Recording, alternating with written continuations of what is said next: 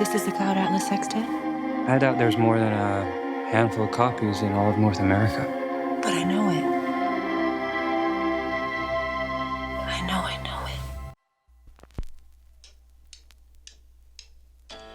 Cloud Atlas has got to be one of the best, most polarizing films I've ever seen. I love it, maybe you hate it, and honestly, I get that. This movie was so ambitious that it can feel unwieldy. It's long, perhaps too thought-provoking, it's hard to know what to dissect. Everything? And it demands multiple viewings. But if you're thinking of watching it for the first time, or perhaps you're rewatching it, I promise that after first watching this Cloud Atlas viewing guide, you'll come out of that movie loving it. Or at least hating it less. And that's an Alpaca Thunder guarantee. Believe it! Also, it's spoiler free, so no worries there. Believe it! That's it. The music from my dream. There are whole movements I wrote imagining us meeting again and again in different lives, in different ages. Oh, wrong side. There. The story has three main characters: good, evil, and the Everyman. And I really think those names are misleading, but it's a good starting point. But instead, let's look at them as disorder, order, and still the Everyman. Basically you. Let's break this down. Why do you keep reading them? I don't know. Maybe I'm just trying to understand something. Why we keep making the same mistakes over and over. This is the character in every era in the movie that has the comet birthmark. When I say disorder here, it's somewhat meant as progress, although that definition does kind of break down for some of the characters. Basically, this character rejects the status quo as it is. Disorder leaves order. They're able to see beyond their current times to something greater, or at least different, whether through some grand revolution or free love. And real quick, this comet birthmark does not indicate the reincarnation of a single soul. Don't go down that rabbit hole. Considering how Cavendish is 66 in 2012, making him very much alive during Louisa Ray's story.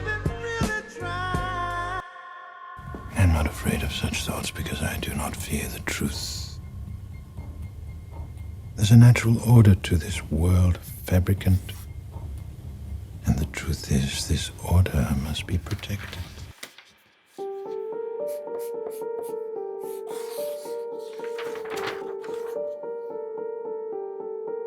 Order, played by Hugo Weaving across all eras, is born of an ironclad belief in a natural order, not necessarily from a drive to perform evil, although some of his incarnations certainly have a knack for employing that natural order to oppress the freedom of others. But to be clear, this evil that I'm talking about here isn't necessarily born of evil things. As Old Georgie, Hugo Weaving plays superstition, a sort of boogeyman, a symptom of the Valleyman religion, a religion based on the words of Sun Mi 451, a character out to do good. And past that, Old Georgie is made primarily from the minds of the people, some good, some bad, but just people. You say all the time, yeah, the weak are made, the strong do eat. Tom Hanks plays the Everyman.